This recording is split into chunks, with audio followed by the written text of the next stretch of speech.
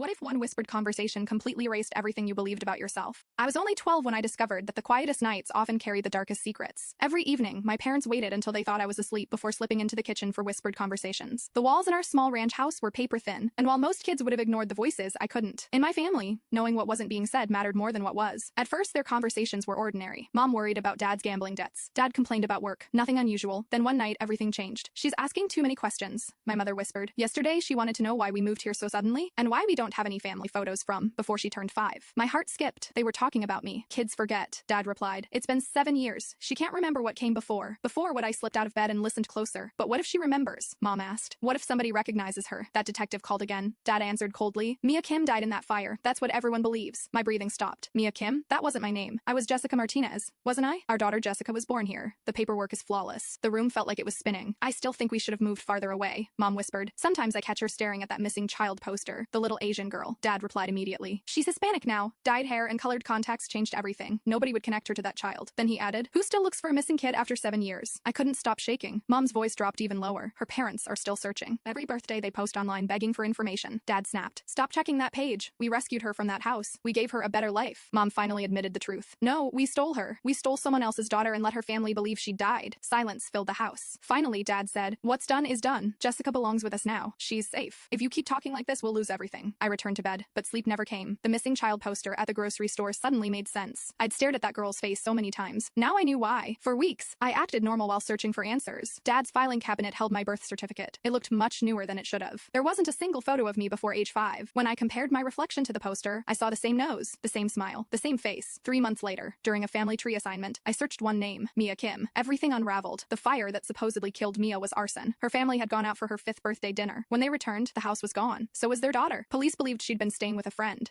who never existed. My real parents, James and Grace Kim, had posted every birthday for 7 years. "Mia, if you're out there, we love you. We've never stopped searching." Their latest post was only 2 weeks old. That night, I recorded my parents' entire conversation. The next morning, I called the police from my principal's office. When officers arrested Carol and David, my adoptive mother looked at me through tears. "We loved you," she whispered. I met her eyes. "You gave me a life built on a lie." I'm 16 now, living with the Kim family. The adjustment wasn't easy. Learning Korean and embracing the traditions I should have known growing up took time. My real parents never pressured me to remember them or even call them mom and dad. They simply loved me and waited. Sometimes I wonder who I'd be if I had never overheard that conversation, if I'd stayed Jessica Martinez forever. But every night, when my real mother quietly sings Korean lullabies outside my room, I know I made the right choice.